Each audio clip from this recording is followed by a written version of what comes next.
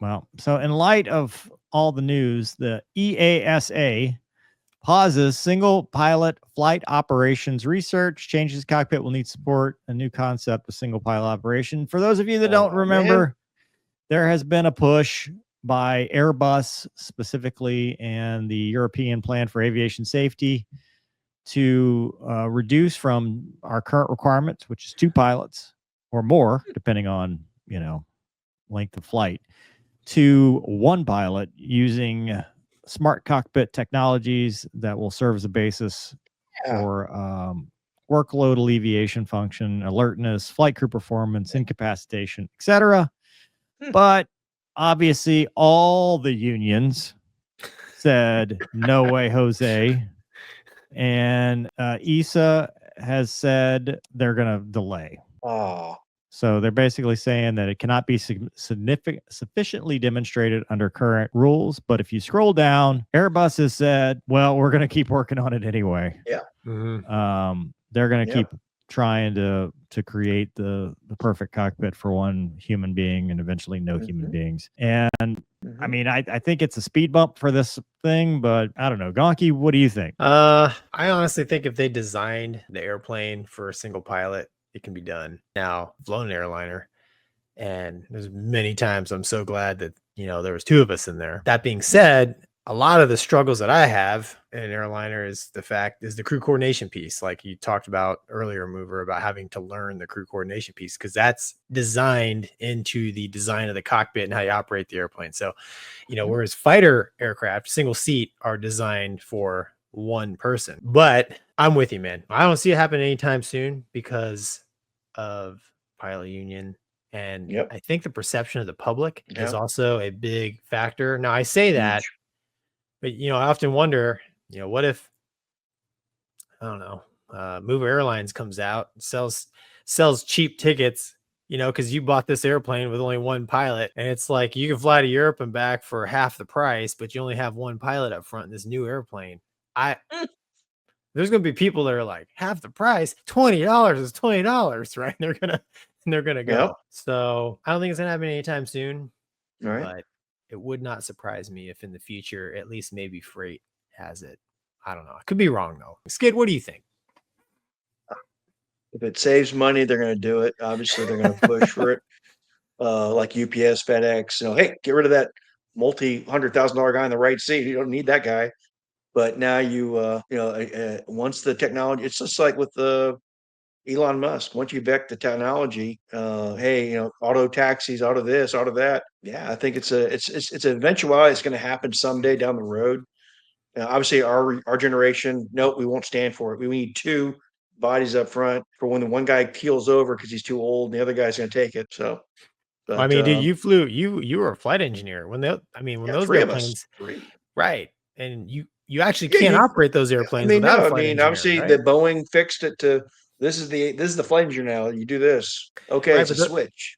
But those airplanes, kind of like I was alluding to with modern passenger, airliners being designed 2 people, you couldn't fly the airplane without the flight engineer, right? I mean, you had to have the guy to start the motors and do do the panel and stuff like that. But I'm sure, maybe in 15, 20 years, who knows? I think someone somewhere will figure a way to do it.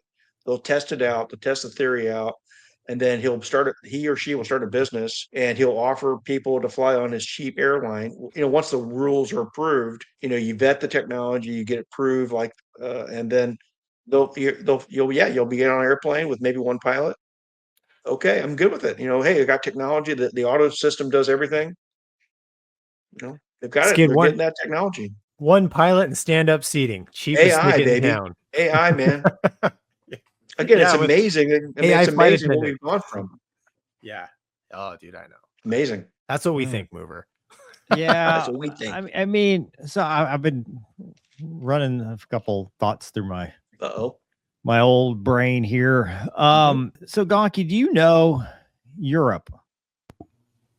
America, right? Unless you did a college or military or whatever, you need 1,500 hours to get your ATP to go fly for any Part 121 carrier. Yep. The Air India, for example, the FO did not have that time. No. When we go back to the 737 MAX, one of the FOs was like sub 300 hours. It was like 200 hours or something like that. Wow. And the reason I bring this up is because the first thought that came to mind was a problem that I was recently thinking about with a small flight department for a very rich man, right? Where it's a single pilot certificated aircraft, but he likes to fly with a safety pilot. Well, that safety pilot doesn't have to be type rated in the aircraft because it's a single pilot aircraft, which de facto creates a B scale because you got the one guy or girl that's actually qualified single pilot. And then you've got, the 300 hour or whatever, just building time that's answering the radios and moral support and can take over if absolute emergency. To me, that's where I would see it going first is the de facto B scale. Because in the US, that we don't do that. The US, everybody's 1,500 hours. We have the standards. But I think that would lend that argument first is qualified, there running the left seat and then a safety pilot there. Because remember the Tesla taxi, they had a safety dude sitting in the I was looking at that going, well, he just has a red button he hits if in case the thing goes stupid. And you're like, well, why didn't he just drive it? Like what is the point if the tech? I mean, let's be honest. We aren't paid for the easy part. We aren't paid because airline flying is supposed to be uneventful, safe, and boring. I mean, that's the design of it. Yes. We're paid when the catastrophic emergency nobody's thought about and you have to land it in the Hudson. We're paid when, you have to deal with that emergency that nobody's thought of, or even the one they have thought of. I mean, when we go to training, and this drives me nuts as a perpetual sim pilot, my 4 days of training is not, hey, mover, you remember how to, crank the damn thing? No, it's okay. Well, this is on fire and this is on fire and this thing broke and this because we make our money based on when things go wrong because we are the insurance policy. So when you remove that second pilot, you're removing that crew coordination for when things go wrong, not for when everything's going right. Because anybody can do it when everything's going right. It's what happens when things start going wrong. And I agree with you, Gonky. It could be done single pilot. It'd probably be easier. But like I have flown on the 7-8 with 4 pilots and having the extra, because everybody gets a headset, everybody has the ability to speak up, and having that extra situational awareness where people are following along, especially in foreign destinations where sometimes you can't understand what the controllers are saying. Like I think there is an added level of safety having multiple people. And I hate that I'm saying this as a single seat fighter pilot, but I'm talking airlines. I'm not talking fighters. Every fighter should be single seat as God intended, but every airliner should be at least 2 pilots. That's my speech. Yeah, man. I mean, it's all valid. I've never done, long distance international flying. And you bring up a good point. It's nice to have, hey man, what do you say? Is that, so. Oh, dude. I mean, what could save you is that FB or FC behind you that said, hey man, no, you missed this. Because when they sit in that jump seat, they get the God's eye view. They get the SimP view of, they see every switch, they see everything going on. They hear, they get that bigger picture. And that's 3 pilots, 2 pilots, we're human, we're prone to mistakes. Now, the other argument is they skip the 1 pilot and go straight to no pilots. Yeah. And, I mean, you know what I'm saying? I mean, I think 1 pilot would be more dangerous than no pilots, to be honest with you. Oof. You got a point. That's valid. I mean, when you're talking about just transport flying, I mean, yeah, you're right, man. Flying airliners is like A to B as routine as possible. And if you can get it to where it's so canned, I mean, you almost, like you said, you almost don't need the pilots though. Yeah, but it's when things go wrong. Yeah, I know. Yep. It's, I mean, it's your insurance. That's what it boils down to is you are responsible for a lot of lives in the back. And I don't know what you gain. I just don't know what you gain by doing it. Like, you're going to pinch some pennies there until you have your first major mishap. Like the public gets spooked so easily. And if it's emerging tech where they're like, well, we told you 2 pilots. Yeah. But, well, I mean, just to be the other side of the argument, it's like, well, most of these accidents are pilot error. Yeah. Right? I'm not agreeing or disagreeing. I'm just playing devil's advocate, right? I think people trust humans to make errors more than they trust machines to make errors.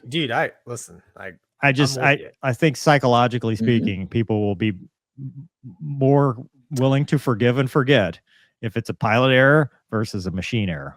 I mean, can you just imagine getting on like a, I don't know, A380 and you look up in the cockpit, there's nobody up there. It's just AI, just beeping and squeaking. Like, I think I'm getting back off.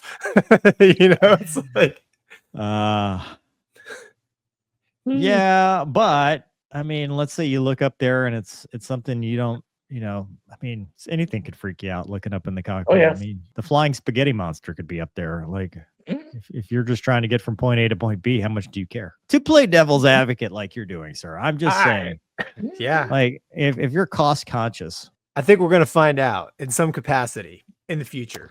I love Super Cruise on my Yukon, but it does try to kill me every time I drive it. There you go, dude. So, and that's on the highway. Yeah. It does some wonky things. You need that extra person to go, what's it doing? I don't know. Let's just recruise it. Well, yeah, dude. Like, there's a couple airplanes. You're all, everything's, all the automation's on, and you're like, I don't think it's gonna make that restriction. It's like, I think this jet did that the other day. I don't think it's gonna make the restriction. And sure enough, you gotta like click it off, and you're like, come on, dude.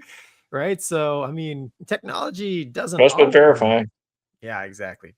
Sometimes technology has a mind of its own. I don't know. In a panic, they try to put a plug. It's like, dude, I think they're going to keep trying. Yeah. But, I think it's up to professional aviators to go, hey, look, we're not just here for cruise and eating a salad. We're here for, the complex tasks that currently can defend. Yeah.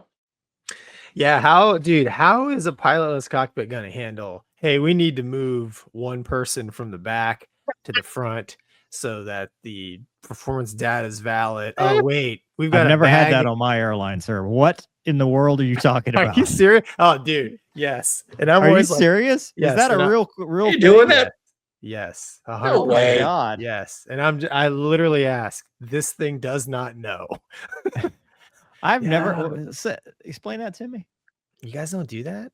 No. We get, so they do a passenger count, and they're crunching the weight and balance, they're crunching the numbers, and like, well, we need to move one person from here to here. You have your front, your mid, your aft. You're flying a turboprop? What are you flying, man? I'm flying a 500,000-pound aircraft. I don't think that's it's gonna move the needle all that much.